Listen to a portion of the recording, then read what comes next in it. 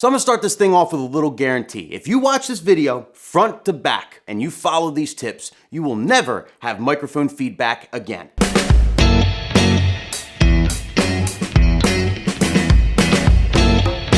What's up, people? Welcome back to the channel. Thank you so much for joining me. So today we're gonna talk all about feedback, and I'm gonna geek out a little bit. I'm gonna get into like the science of it. I'm gonna explain it in layman's terms. And when I break this down and you really understand how feedback works, you'll literally never have it again. And that's just one less thing to worry about, right? And let's face it, in today's world, we could all use one less thing to worry about. So the first thing I want to talk about is what feedback actually is. And the easiest way to do this is to kind of reverse engineer it. How do we make feedback? Well, the easiest way is, you guessed it, take your microphone, point it at your speaker. And the closer that mic gets to your speaker, woo, the louder the noise gets, right? This is because feedback is kind of like a mirror effect, only with sound. Like, you ever put two mirrors in front of each other and it just goes back and forth to infinity? It looks all crazy. The same kind of thing happens with your microphone and your speaker. If you point your microphone at your speaker emits some kind of a noise, right? That noise goes into the microphone, goes back through the system and out the speaker, back and forth, back and forth, back and forth, back and forth, and it creates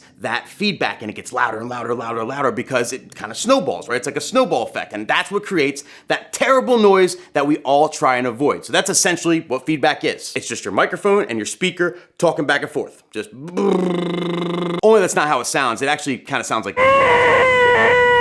one of the greatest movies of all time. Moving right along. So now that we know what feedback is and what causes it, let's talk about how to prevent this shit. The first step to preventing feedback is where you place your speakers. And where you place your speakers depends on your speaker's dispersion pattern. Now, I highly recommend that everybody should know what their dispersion pattern of their speaker is. Every speaker has one. For this example in particular, I'm gonna talk about a 90-60 dispersion pattern because most speakers have that, right? If you have a regular top, that's the pattern it probably has. You can find this out in the owner's manual, or if you just Google your speaker and look up the specs and whatnot, but the large majority of speakers are 90-60. This changes by brand, or depending on what type of speaker it is, especially if it's like a column array or a line array, that changes it altogether, but generally speaking, it's a 90-60. So we'll talk about that. Now, to help explain this, I'm gonna use my iPad for the first time. I feel like a sports analyst. I'm pretty excited about this. I just thought of it. Okay, so here we go. So, we're gonna bring it up here on the screen. Now let's talk about a 90-60 dispersion pattern. Let's say we have two tops, right? Each top, we have speaker one, speaker two. Now the 90 refers to like the horizontal pattern, right? So if we're looking from the ceiling down, right? We're looking from the ceiling down, 90-degree dispersion pattern is gonna look like this, right? It's a quarter piece of pie that goes all the way down just like this. And that's how it disperses, right? So each one of this is a quarter piece of pie. Oop, nope, that's a half, Nick. Wow. Quarter piece of pie. So that's how it disperses. So this is a 90-degree dispersion like this. To prevent feedback in this aspect, you want to be using your mic kind of right in the middle or right around here, right? You don't want to use it in this dispersion pattern, or not too close to it, that is, right? Obviously, if you use it over here, you're going to be okay. You're not too close. So essentially with this first number, it's all about how wide you spread out your speakers. You don't want to go too wide where, it's just weird and you can't hear nothing in the middle here, but you want to spread them out wide enough where you have some space in the middle here to use your microphone without, being in the middle of this dispersion pattern. Make sense? Now let's talk about the 60, right? So we got 90 by 60, we'll talk about 60. The 60 is the vertical dispersion pattern, right? And that's all about how high you put your speakers. So you got a top right here on a stand, right? It's on a little stand, right? Maybe you got a scrim on your stand, you dress it up, right? You guys scrim people? All right, we'll put a scrim on this one. All right, nice. We'll hide those legs, nice little scrim.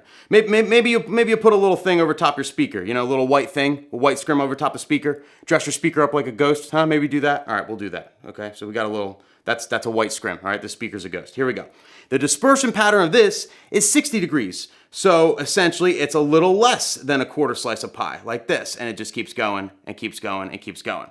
So this is the 60-degree vertical. So in regards to this, like I said, it's all about how high you put your speaker. So if you have your speaker high enough, and here I am standing here using the mic, it's not gonna affect anything because I'm not in this dispersion pattern. If the speaker's too low and you bring it down low here, then the dispersion pattern is gonna be low here and I will get feedback. Does that make sense? Now, if you're wondering about where to put your subwoofer, generally speaking, you wanna have it in the middle if you're using like one sub and two tops, right? That way it's nice and even. If you're using two subs, then you wanna put them underneath the tops, just like two stacks like you see a bunch of people do. That's the best way to do it. You know, as far as feedback, most subwoofers, they don't really, you know, have anything above 120 hertz, so you're not gonna get feedback from a sub, you know, unless it's, I guess it's a really shitty sub or something.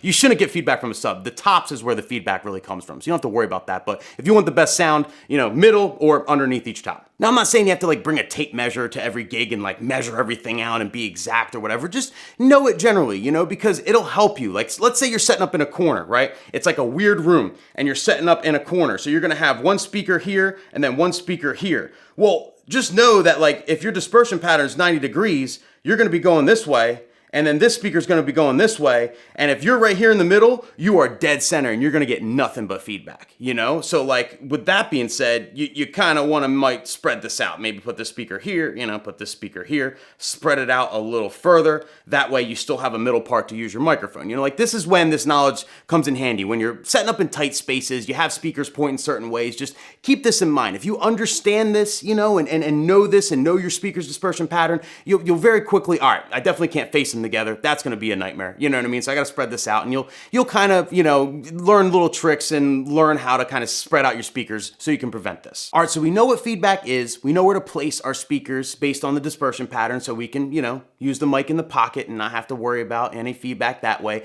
Now let's talk about how to set the knobs. Now, I'm lucky enough to have a great relationship with everybody at RCF, and they have some really, really smart people over there that really know how to like explain this stuff in layman's terms. So shout out to Jim at RCF. Like, he helps me out with like, you know, all my technical videos, and because I'm always trying to like, you know, I don't want to get like super geeky where you guys don't understand. Like, I want to explain it where it's like, oh wow, it makes perfect sense. And Jim is great at this. And he really like brought to light how gain structure works and everything. So let's talk about this now. In regards to the gain and the volume, look at it this way, okay? Your gain is like a door. As you open up the gain door more and more, you'll get more and more unwanted sounds to come through. So the key to setting your mic the right way is setting the gain ahead of time the right way, where you're only getting your voice, right? Or mostly your voice and not other stuff. As you open up that gain door more and more, that's where you have the potential to pick up ambient sound, to pick up a hiss, an electronic sound, something from the speakers, something from,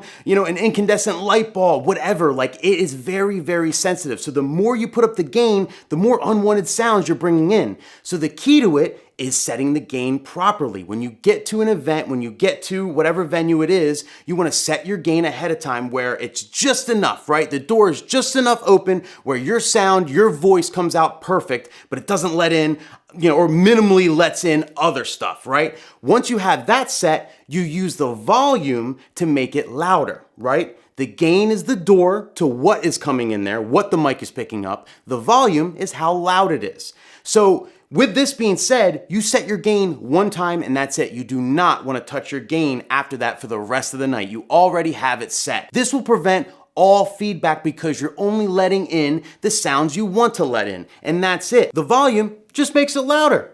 It's that simple. It's the volume. So you could turn the volume all the way up. As long as your gain is set right, you're not gonna get any feedback. You're gonna be fine. So many people ride their gains during the event, and that's when you're gonna catch feedback. You know, when you're trying to get more volume, that's when you're gonna catch feedback, you know, because you're letting in unwanted sounds, and that's where it gets crazy. And if it's too much and it goes back and forth like the mirror effect, woo! So keep that in mind when you're adjusting your gain and volume. Set the gain ahead of time, leave it there, and only adjust volume from then. And that's it. If you need more power, if you're not loud enough, turn up your speakers, okay? And if that's not loud enough, you just need better speakers or a better microphone. I mean, that's really what it comes down to. Now, speaking about speaker volume, when you're setting the volume on the back of your speakers, you know, it really depends on what kind of speaker you have. And the cool thing about RCF, and you know, one of the many reasons why I think RCF is the best speakers on earth, like by a long shot, is they're made in a way where most of their speakers you can literally put to the max. Like in the back,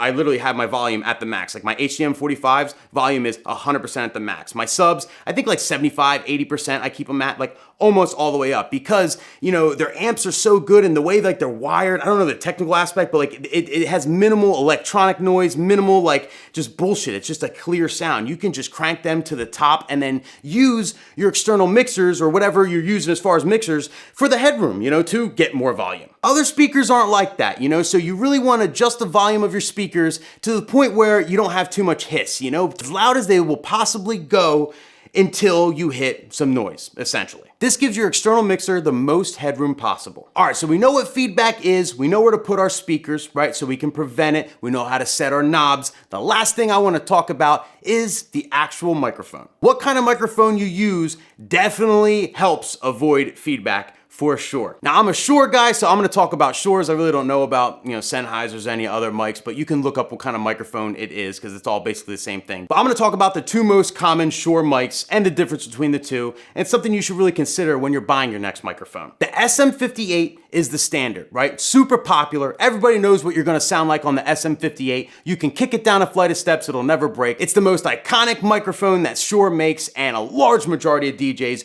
use them. And they're solid.